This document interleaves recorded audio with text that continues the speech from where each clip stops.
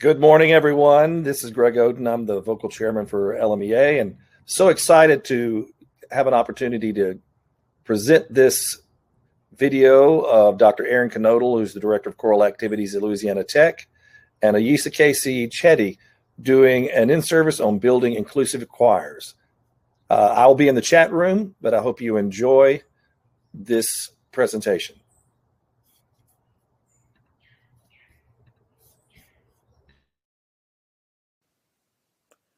Good morning, everyone, and welcome to our session, Building Inclusive Choirs. Since we decided on a video upload as opposed to a live presentation, we thought we'd add a couple of pictures so you know that we are in fact real live human beings. My name is Ayesha, my pronouns are she, her, and I am a PhD candidate in the Department of Sociology at the University of Cincinnati. And very broadly, I study intersections of race and gender in cultural institutions, particularly looking to ways in which to decolonize such institutions. Pictured below are Katie and Tesh, just being cute dogs, because who doesn't like seeing pictures of cute dogs? And my name is Aaron, and my personal pronouns are he, him, and I am the Director of Choral Activities at Louisiana Tech University. And though I also study historical performance practice, I am keenly interested in how we as educators and ensemble leaders take this very old and very rich art form of choral music and help it flourish in a 21st century society. In our talk today, we are going to address three main points. We're going to talk about some history and background, some ways in which exclusion can occur, and then what we as ensemble leaders can do to make our choirs more inclusive spaces. Western classical music has its roots in white European culture and traditions. Even now, if we look at these music educational institutions, they privilege the music of white and generally male composers and are overwhelmingly performed by white musicians. If you think about the spaces at music education institutions, who and what is prominently displayed? Bruno Nettel, in his ethnography of Midwestern University music schools, talked about the prominence given to composers such as Bach and Beethoven, the place of honor they hold, even in terms of whose pictures, whose busts, whose histories are prominently displayed in hallways and in auditoriums and in other spaces at these educational institutions. People who are the artistic decision makers, conductors, etc., on the whole, tend to be white and male, except perhaps in elementary and middle school, but that has its own gendered connotations as well. Further, there is a sense of elitism attached to Western classical music, both in terms of associations of class and music consumption, as well as assumptions about performers, who is typically associated with performing what genre, for example, and then the kind of assumptions, the associations we have about genres of music and their place in society.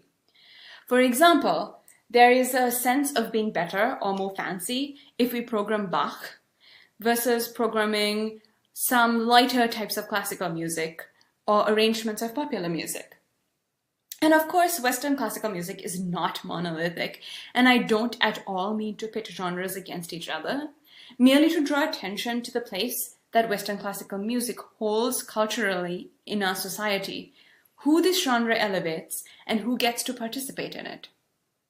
In the past few decades, there have been initiatives in music schools to make them more diverse and strategies to attract both teachers and students, particularly at the college level, who are underrepresented. However, despite some efforts to promote diversity, Western classical music in general, and today, as we are going to discuss, choral spaces in particular, are not always the most inclusive and welcoming spaces, despite people's best intentions. When we shaped our talk for today, one of the snags we ran into is that there are so many different types of choral ensembles, and depending on their purpose, what you can or cannot do to foster a diverse and inclusive environment will be slightly different. So our focus and strategies in this talk are geared more towards groups which are largely made up of volunteers, whether auditioned or unauditioned. And this is partly because of how important choirs are to general social life, including for people who are not necessarily going to be professional musicians. People from all walks of life and of all ages participate in choir at some point in their lives. And this is a really important community aspect of their lives. So of course, while there is some overlap, professional organizations would need somewhat different strategies, and that is not within the scope of this current talk. Finally, this is not an exhaustive list because of time constraints, but we tried to touch on a few overarching themes that we felt would be the most useful. As we continue with this session today, I'd like us all to think about the question, what is the purpose of the ensemble or ensembles that we lead? Whom are we serving, both in terms of ensemble membership, as well as the broader community, who is our target audience? And thinking about this can help focus on the people that we are serving, and in that way, focus on how to make our ensembles more inclusive and welcoming for them. So one of the guiding questions we can use is, what am I, as the ensemble leader, projecting onto the ensemble? And the position of an ensemble leader is super important because there's a big power differential between the ensemble leaders and the members of the ensemble. We, as the ensemble leader, and in many cases, often the teacher at a school or university, hold a lot of power. We make decisions, we tell people what to do, and therefore it's all the more devaluing when we don't bother to get to know someone's personal identity and then address them by that identity. As we all know, ensembles are made up of many different people with their own intersecting identities and varied backgrounds. And these identities are very important. And there are multiple ways in which we as ensemble leaders can unknowingly make ensemble members feel invalidated. And then, of course, by extension, there are ways in which we can knowingly make people feel validated. One way we can make people feel invalidated is through the use of gendered language. Gender, as we know now, especially, is a social construct, and that not everyone's gender identity aligns with their biological sex, or even sometimes how they present. So we can't make assumptions, but instead we have to work to make choir a safe space. And some of the ways that we can do this is through the use of pronouns, and we can introduce ourselves with our own personal pronouns, which leaves space for others to tell you theirs. It can also be helpful to put your personal pronouns in your email signature, which is super easy to do, or you can even put it behind your Zoom name if you're looking for tips and tricks for teaching in 2020. But what's important is that we remember other individuals' personal pronouns and we use those pronouns. Sometimes this is hard, and it's okay if we make mistakes. We all make mistakes from time to time, but we just apologize and we forge on and make a better effort in the future. Beyond pronouns, also, there are important ways in which we address sections. And how we can ask ourselves, how do we address individual voice parts or groups of voice parts? Do we typically address people in choir as men and women? Or do we use technical terms like sopranos, altos, tenors, and basses? Using the terms men and women or ladies and gentlemen when what we really mean are tenors and basses or sopranos and altos can actually be alienating. Because there might be someone who is non-conforming or non-binary in one's ensemble, or also because we might have someone singing in our ensemble, there might be a woman who sings tenor or a man who sings alto. And so sticking to the clearly technical terms, soprano, alto, tenor, bass, etc., is more accurate, it's more specific, and it will not run the risk of misgendering anyone. And our orchestra and band friends already do this. They already say flutes, violins, trombones, tubas, etc. So beyond pronouns, individual names are also important, and pronunciation is key. And this can become especially true if we have international students or persons in our midst, or if we have people who come from cultural or national backgrounds that we are not familiar with. It's important that we learn how to pronounce people's names correctly, and we also have to remember that it is absolutely okay to ask. What is not okay, of course, is if we go around constantly mispronouncing or making up a name or a nickname or something. Now, sometimes people particularly from East Asia, might have a quote-unquote American name, which they will give because to them it's easier than teaching someone to pronounce their name, or it's ease of access.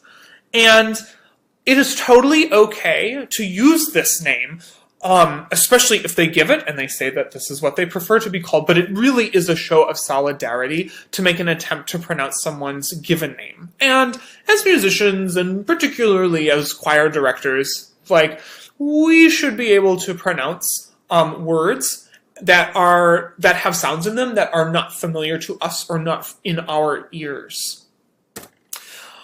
Going back half a subject to the role of an ensemble leader, collective language is also super important when we speak about the choir as a whole, and especially the power of we. Sopranos, could we take 5% off of the dynamic? Basses, could we be really careful about that be natural, like it's just slightly under the pitch or something like that? As opposed to you, altos, you do this, tenors, you do that, sopranos, you can't do this. That we're all in this together, we. And that just helps build on the whole group musicking effort when everyone is included in the process. And quite frankly, choir is a team sport. Ultimately, we really need to think about whether we are making ourselves accessible and approachable as people. Are we presenting ourselves as open to suggestions from choir members in terms of how we address them? By doing so, we can make the space a safer one for everyone in it. And of course, there's always potential for unknowing hurt and microaggressions through the things that we say and do, but leaving space for people to tell us, and then being receptive if they ever do feel comfortable sharing, can make people feel more welcome there. And this is something that we can do both with words and with actions. First, explicitly say that we want them to let us know if we ever say anything that makes them feel uncomfortable. Let them know that we want them to tell us if we mispronounce their name or misgender them, or say anything else that implies some offensive stereotype. All of these things can happen. Second, it's really important to mirror this with how we respond to any concerns. So if someone comes and tells us that we've unintentionally hurt them by misgendering them or by pronouncing their name wrong for the 4th time, instead of getting offended and defensive, it's important to accept that we have unwittingly done something that caused hurt and validate the person's feelings and then apologize. And then finally, aim to do better in the future. And it's really easy to get defensive in such a situation because it can feel like someone's accusing you of doing something bad because you've hurt them in some way. And that's not the case at all. Everyone knows that people make mistakes and that's okay. But just the fact that you've given them space to tell you if you've done something can make the space feel more welcoming for everyone in it. This really goes a long way.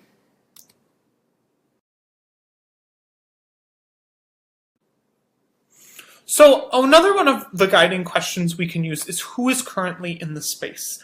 And here we're going to talk about who literally is currently in our choirs and how diverse and inclusive it is or is not. And as we think about our ensembles, especially the ones we currently lead, it's sometimes helpful to think of sort of these questions. First, is it representative of the community that the choir is drawn from. Now, this community can change. It might be just a school, it might be a church, it might be a college, it might be a community. I mean, whatever the target community is. Second, who is allowed to be in the ensemble explicitly? For example, if we're in a college setting, is it only open to music majors? Is it open to non-majors too? Is it open to faculty and staff as well? Can members of the community join? Like, who is explicitly allowed to be involved? And then we have to ask the question about who implicitly is allowed to be involved. So does the choir function as a closed group that is exclusive to its current members, or is it welcoming to new people, making them feel wanted or welcomed? You know, like, do auditions happen in secret? Do you have to be invited? Does no one really know you exist? Like, who can actually be a part of it, even if you say explicitly that everyone can? We have to always ask these questions about how our ensembles are built. Now, if our ensembles or your personal ensemble is representative of the population from which it is drawn and serving, like, that's great. And you should keep doing whatever, like, magical things that you are doing. However, we know that many ensembles are not actually representative of the population. Two anecdotal case studies. Two different institutions I worked for. One had a student population that was broken down about 71% white, 29% non-white. But the choral program was 93% white and 7% non-white. So lots of work had to be done to try to make the choral community look more like the entire student body community. Similarly, another institution, about 69% white for the total student body, 31% non-white. And the choir program looked a little bit better than the previous example, 77% white and 13% non-white, but still work needed to be done to make the choral community look more like the actual total community. And so that begs the super obvious question of what do we do to draw in a more diverse population? And this, of course, is going to vary depending on so many factors, but one especially, like, of what the community itself is. Like, first off, is it an auditioned choir, a volunteer choir, a professional choir? And where are we located? We also have to think about what the composers look like that we are programming. Do they look like the people in the ensemble itself? Like, to overstate something obvious, like, if all we're programming is dead white men, which that doesn't mean that we shouldn't program some dead white men, but if that's all we're doing, like, does that actually look like our ensembles? I mean, these are things to think about. And yes, depending on the purpose of ensemble, like, one might have a madrigal group, and madrigal groups are going to sing madrigal songs. But we can find madrigals by women composers, and we can find madrigals by persons of color, or vice versa, jazz music. If it's a jazz choir, sure, it's going to sing jazz, but, like, what can we make? Can we make the composers? We find music where the composers look actually like the people in the ensemble itself. So that's one idea or strategy. Also, is there a variety of musical programming? Now, I just talked about, like, madrigals who will sing madrigals and jazz that will sing jazz, but, like, if you have a concert choir or of some sort, like, is there a little bit of everything? Because not everyone likes the same music. I don't like the same music as the person sitting next to me, and vice versa. And that's completely fine. Like, we have different taste. And again, like, this too just depends on the purpose. The takeaway, though, is really about how the choir is seen or not seen in the community and what type of vibe it's giving off on access to the group. And now we're going to talk a little bit about the musical representation. So who and what is being musically represented and why? So in terms of the music itself, it's really important to always think about who composed the music. What is their race and gender identity? And we know that the music that's privileged in Western classical music is that of white men. And some of that is simply that we've just had more access to this music, whether it's because it's what's been institutionalized, it's what we have learned through the educational institution, so it's what we're familiar with, and we know this and therefore reproduce it with our own ensembles. It could also be that it's simply practically easier to obtain and much less work than having to hunt for music by those outside of the regular canon. However, there are many other non-white and women composers who have written for choir whose work can be programmed. And we will have a slide at the end of this session with resources and websites where you can find some of this music if you have any interest in that.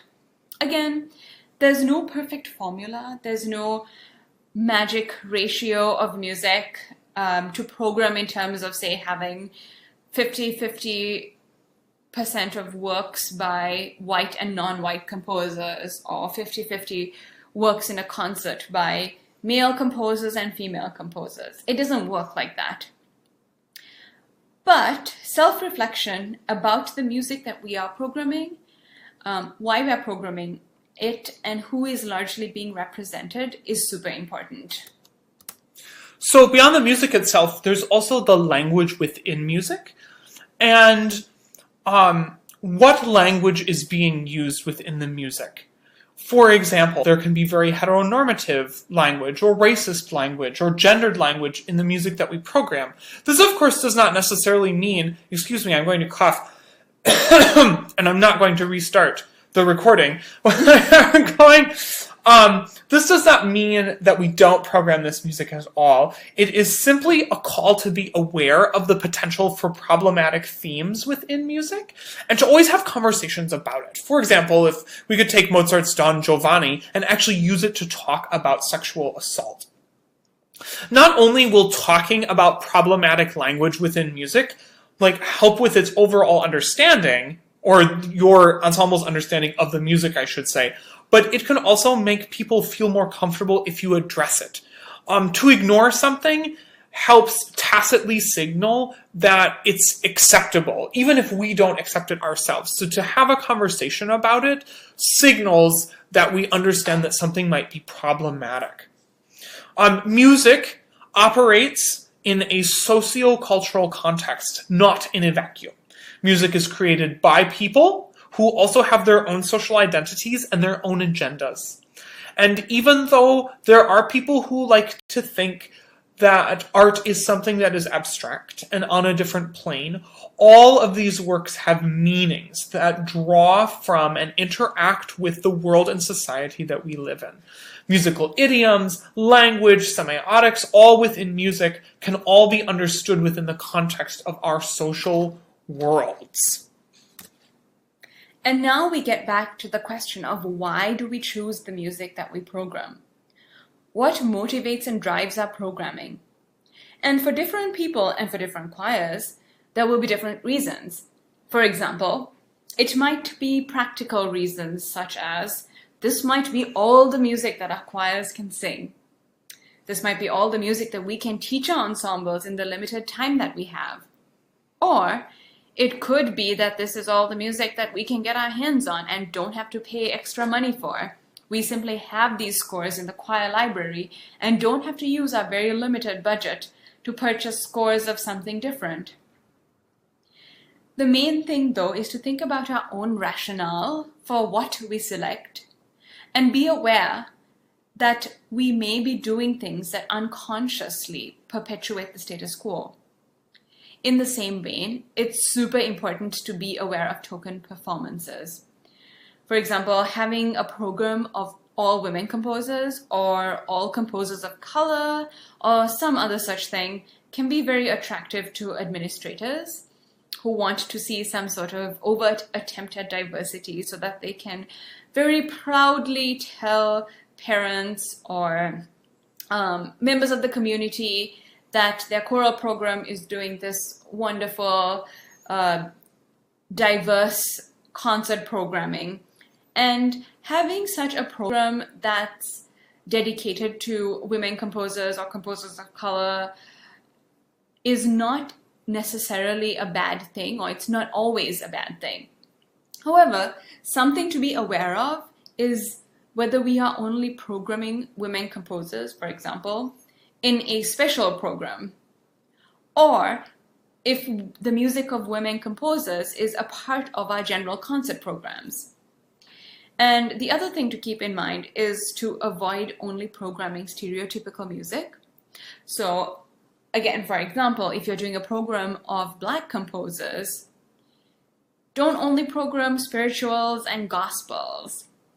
Black people write a lot of different types of music, and sticking to the types that are broadly culturally associated with this racial group only perpetuates the stereotype that that's all they do.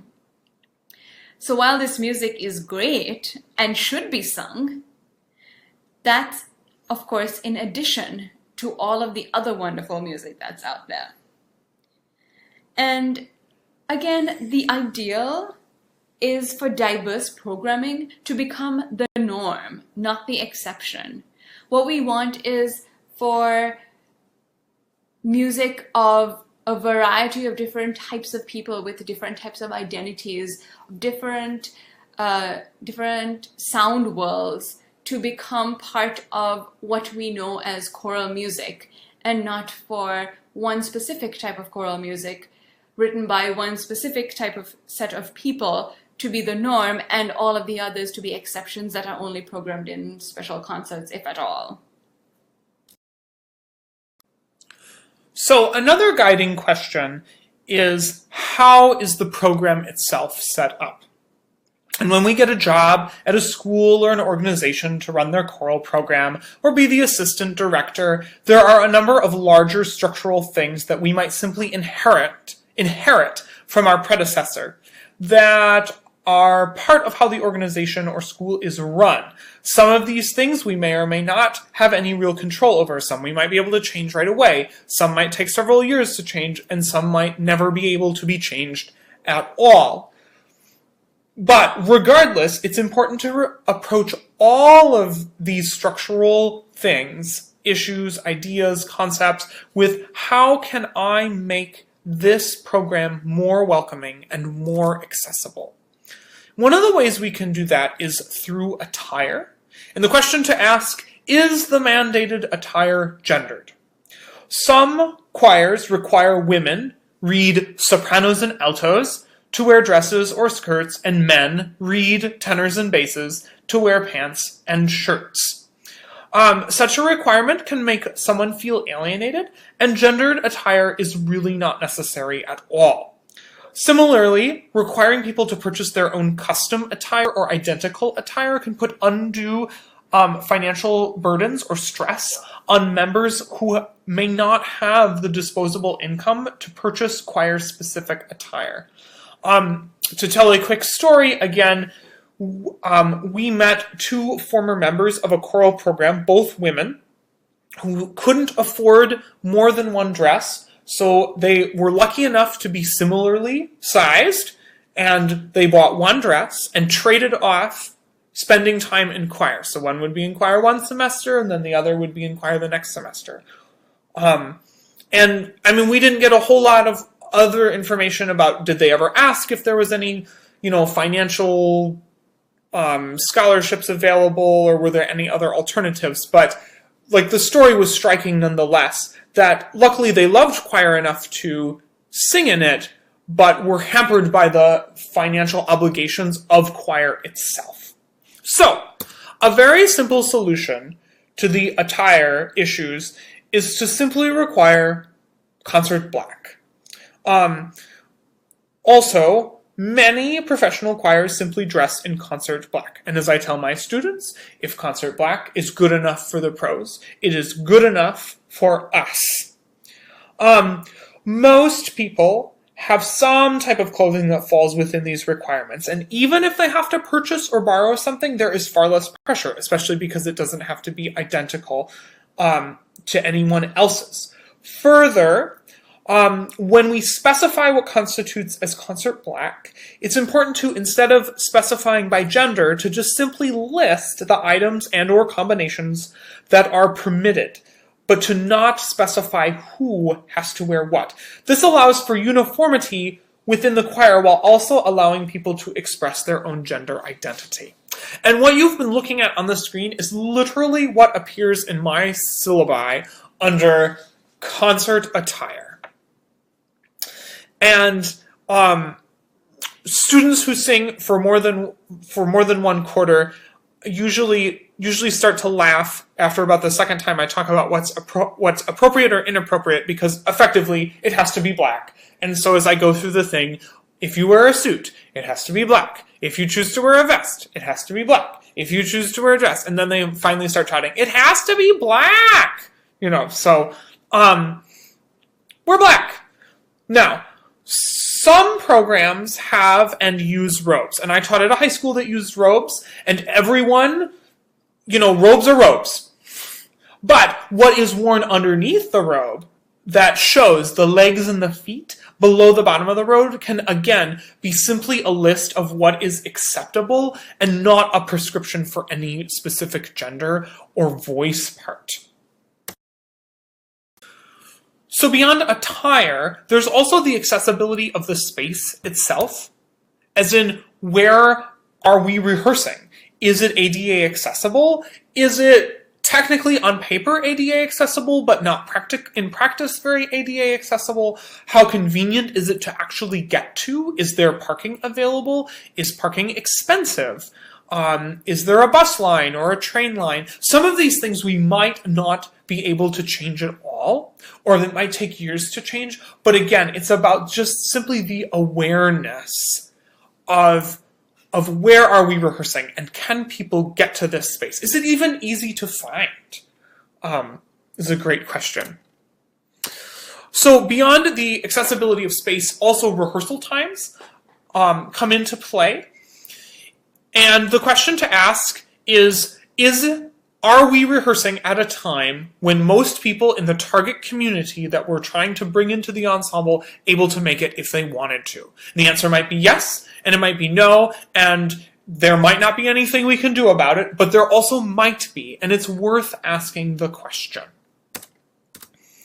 Also, we talked about this slightly already, but financial obligations. What types of financial barriers are in place that might restrict someone from participating in choir? For example, are people required to purchase not only concert attire, but also like the choir t-shirt?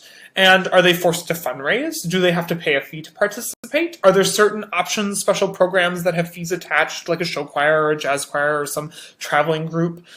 Do people have to buy their own music? I personally had to buy my own music at one of the undergraduate institutions I went to. Some people love singing and might be truly valuable members of an ensemble, but simply lack the financial resources to participate. And what may seem like a small fee to one person can be a lot of money to another, and spare money that someone simply doesn't have. And it's hard. You may not necessarily be able to solve all of these problems. I'm sure can all talk all day about limited budgets, but if there isn't scholarship money available, or there aren't, or if you can't do anything about some type of requirement, okay, but at least you've thought about it. And being aware means that you'll be a better advocate for your students or community members who might not be able to participate because of financial hurdles or obligations. And I really do, I sit back, not quite every day, but about every other day, and think, how can I make choir free? Is choir free? That all you have to do is show up. That is always my goal. So beyond financial obligations, there's also the types of ensembles offered. And this, of course, is going to depend greatly on resources available at your institution or organization. Like, there might just be one choir. It is the community choir, or it is the concert choir. And that's totally fine. Also, you might be privileged and have several choirs or 7 choirs.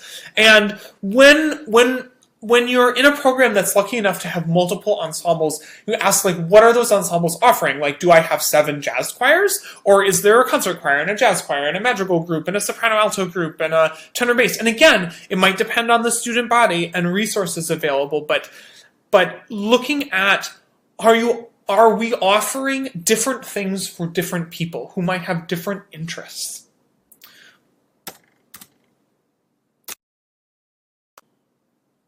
More specific to ensembles is their names, which is important. And is the ensemble name gendered, or is it inclusive? And unfortunately, there are endless possibilities for gendered ensemble names. And fortunately, there are endless possibilities for inclusive ensemble names. And unfortunately, not more often than not, but often names for soprano, alto, or tenor bass choirs can sometimes, it's easy to get a gendered name attached to that ensemble, but one can find inclusive names for any type of ensemble. And having a gender name for an ensemble can make someone feel excluded, especially if they don't fit the gender for the voice part that they sing. And when I was teaching at a high school in South Dakota, everything was themed around the president's faces who appear on Mount Rushmore. And so for our curricular choirs, they had boring, old, inclusive names. 9th grade choir, mixed chorus, concert choir. I mean, it couldn't get more generic. But for our extracurricular ensembles, we had a whole variety of things. So our jazz choir was called Executive Chamber, and that was okay because anyone can be that. And then our show choir was called Executive Suite, and again, like, anyone can be an executive suite, so that was completely fine. But then we got to our tenor bass ensemble, and that was called President's Men. And that made a statement about who was welcome in the choir. It made a statement about who could be president, and it made a statement about who the president surrounds themselves with. And then, not to leave it there, the soprano and alto ensemble was called First Ladies. So then made a statement about who was welcome in that ensemble, made a statement about who could be married to the president, and then made a statement about who is not the president. Now, these names have been changed. All is well now, but they existed.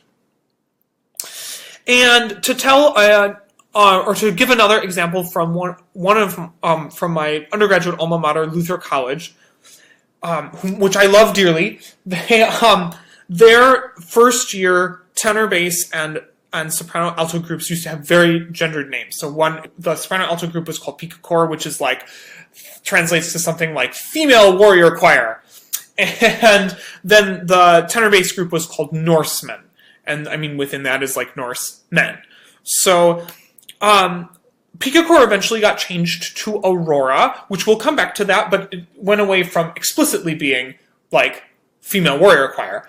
And then Norsemen has been changed recently to be Norse Chor, which just means Nordic choir or Norse choir. But if I told you in the blind that there were 2 ensembles at a school, one was called Aurora and one was called a Norse Chor, one was a soprano alto ensemble and one was a tenor bass ensemble, I bet in one guess you could tell me which one was named what. And that is because just because an ensemble name isn't gendered doesn't mean there might be implicit gendering of the name. And so I very much love and respect Luther, but I would argue that Aurora has some implicit gender in it, and so is not a completely inclusive name. So we have to be careful of things like that as well. And now we get back to the big question of what does this all mean for me? And a lot of what we have talked about today has revolved around being aware, self-reflective, and intentional.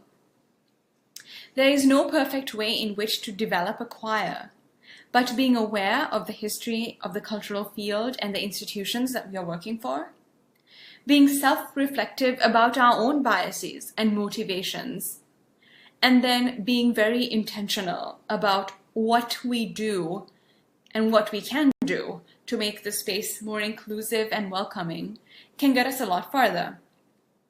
So the 4 questions to constantly ask ourselves are: who and what is being musically represented and why?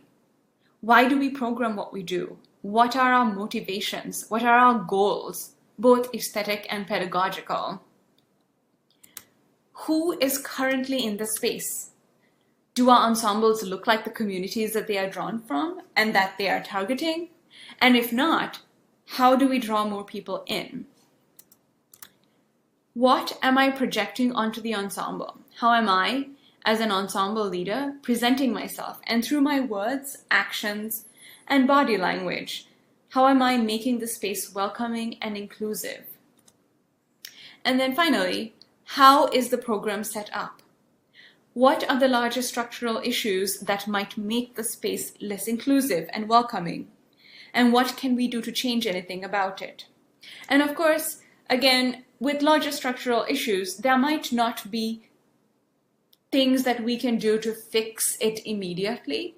But again, being aware of it is a really important step in figuring out ways in which to make the space more inclusive. We can't predict in advance everything that our choirs and potential members will need to make them feel at home and to draw new people in. But the really important thing is to be aware and intentional, and that will go a long way.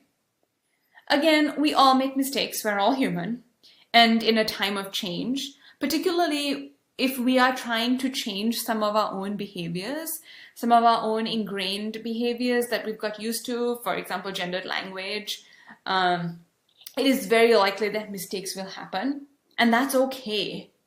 Nobody's perfect, nor do others expect us to be.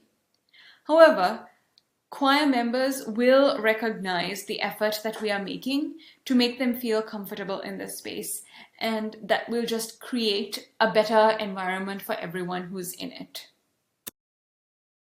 So just some very few selected resources for expanding repertoire. Oxford Music Online actually maintains a list of women composers by time period, and you don't even need a membership to Oxford Music Online to see this list. Also, Orange County Women's Chorus has a fabulous database of women composers, and they even say, like, what are the voice parts for the piece, and what's the text from, and how hard do we think it is, and what instruments do you need or not need? I mean, it's really, really thorough. Electra Women's Choir also has a collection of women composers on their web page and works by them.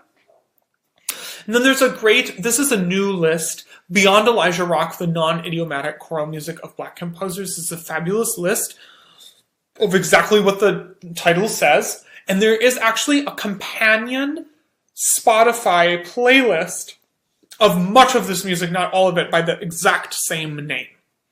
And then the website Music by Black Composers keeps a living composers directory that also provides a few more resources. And there are countless other resources. I mean, always ask others, and they'll have many, many more. But there are ones. Also, just some other selected resources pertaining to inclusion itself. The American Choral Directors Association has some information on this on their website. Choral Synthesis does as well. Andre de Quadros actually has a book, Choral Music in Global Perspective, about building inclusive ensembles and things like that. Gala Choruses maintains some information, as does NAFME itself. And I also put up the National Center for Transgender Equality, which has a lot of information about engaging with and working with trans people, not always specifically in choirs, but there is information specifically about welcoming trans persons into classrooms. So, and here are some citations to show that not everything was simply anecdotal evidence that was presented today in the last 40 minutes, but that there is some real research and reading that has gone on behind. And if you have any questions whatsoever, we are very sorry that this could not be a live session, and that we cannot interact for the next 20 minutes and have a dialogue and all of these things. But please don't be shy. If you have any questions whatsoever, please email us, and I'll keep chatting away for a few seconds so that you have time to write down an email in a flurry. But if you just Google my name, you will find my information on Louisiana Tech's webpage, which will include my office phone number as well, which you can call if you want to. I don't answer my phone. No, that's a lie. I do actually answer my phone now that it's 2020. But also you can Google dumpster dive the University of Cincinnati's student directory and find Ayesha. If you don't get this from her email. But we definitely want to thank all of you for listening today, and it has been a pleasure to talk about this. And this is a really cool and complicated and constantly evolving, ongoing conversation. And it's interesting to think in 5 years, things that we said today will probably be outdated again. And we'll have to have new conversations and talk about new things, which is actually a fun and exciting thing about this world.